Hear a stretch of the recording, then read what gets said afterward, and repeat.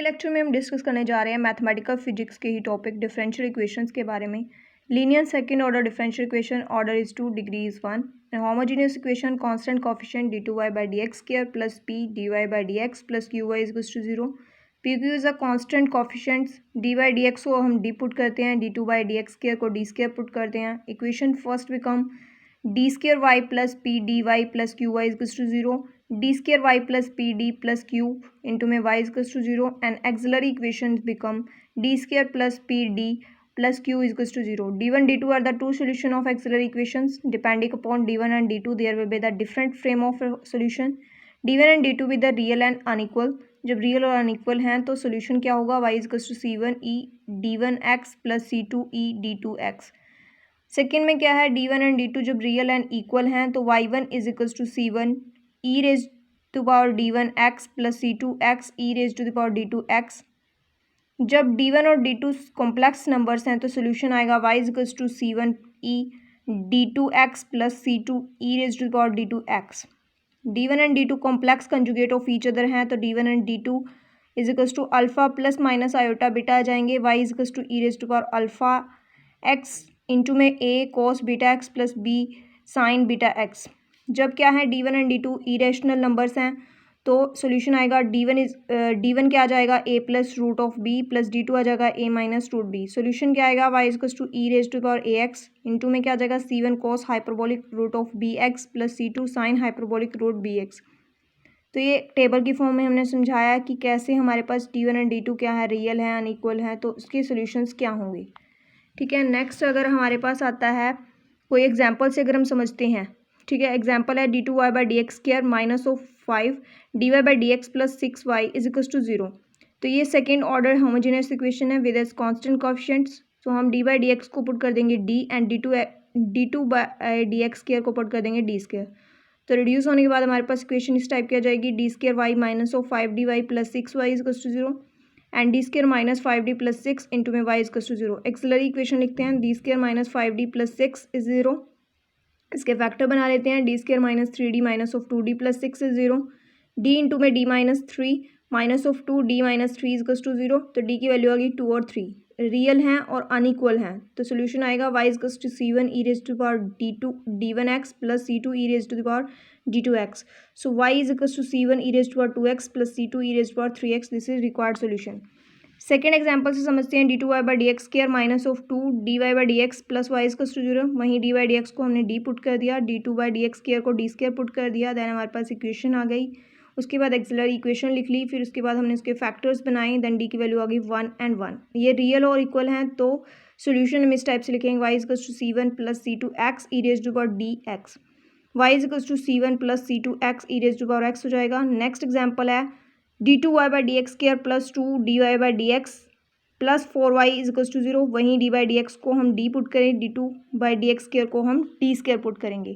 Then equations लिखेंगे, axillary equation लिखेंगे, then उसको क्या करेंगे हम फैक्टर्स में डिवाइड करेंगे। फैक्टर आएंगे d is equals to -1 plus minus of iota root 3।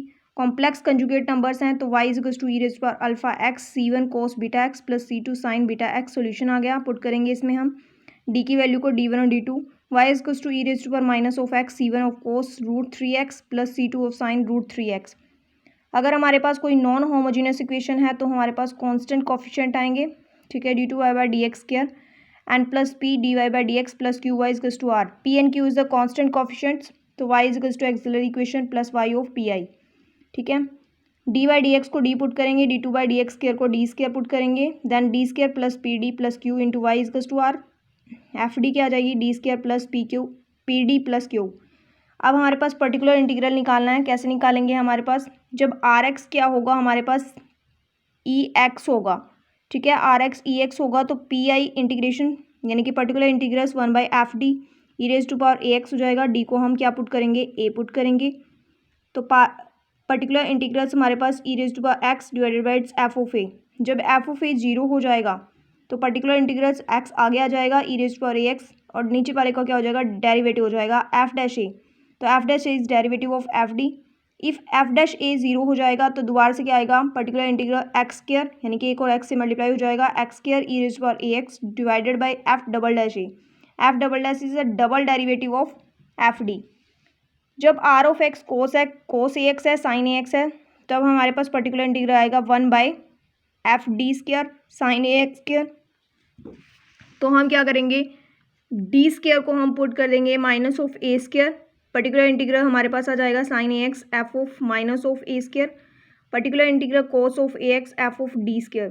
D square को हम पुट कर देंगे -a²। Particular integral cos of a x f(-a²) आ जाएगा।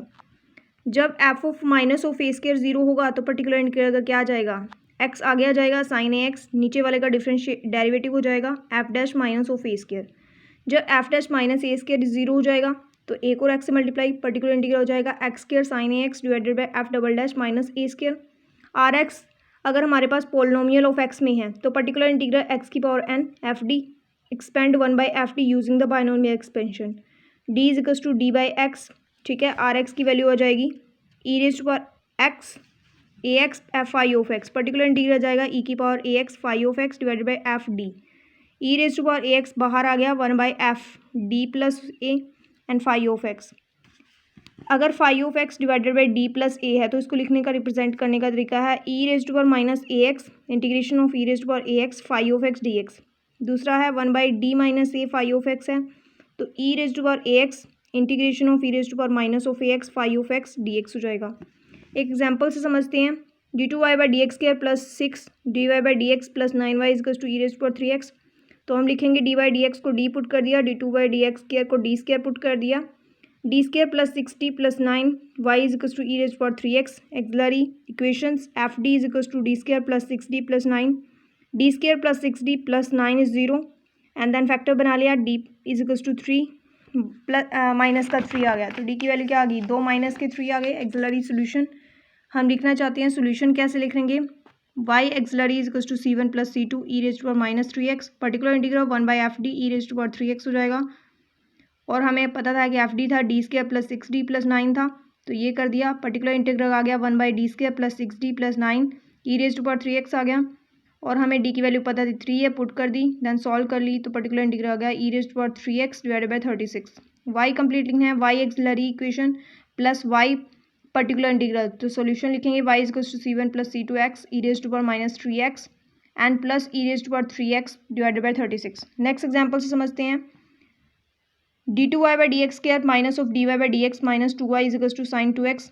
वहीं dy/dx को d पुट किया, d2y/dx² को d² पुट किया, वही इक्वेशन लिखी। ठीक है, एक्सिलरी इक्वेशन लिखी, देन उसके बाद हमने इसको क्या कर दिया, फैक्टर्स में डिवाइड किया, देन हमारे पास d की वैल्यू आई 2 और -1। y एक्सिलरी लिखेंगे, एक्सिलरी इक्वेशन का solution c1 e⁻2x + c2 e⁻−x। Particular integral लिखते हैं 1/f(d) sin 2x। Particular integral आया 1/d² - d -2 sin 2x, d² को -4 किया, पर्टिकुलर इंटीग्रल आया sin 2x -4 - d -2, तो sin 2x की वैल्यू आ गई -sin 2x divided by d + 6 आ गया, देन रैशनलाइज कर दिया d - 6 एंड d - 6 से।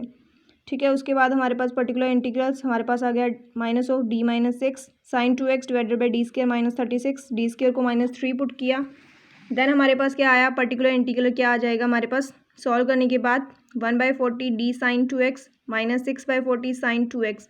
d क्या था, d/dx था, यानी कि डिफरेंशिएट था, तो particular integral 1/40 d/dx sin 2x -6/40 sin 2x आ गया। पर्टिकुलर इंटीग्रल 1/40 cos 2x, यानी कि डिफरेंशिएट कर दिया, into 2 -6/40 sin 2x। Particular integral आ गया 1/20 cos 2x -3/20 sin 2x। तो y = axillary plus particular integral, तो y = c1 e⁻2x c2 e⁻3x plus 1/20 cos 2x -3/20 sin 3x। This is the required solution.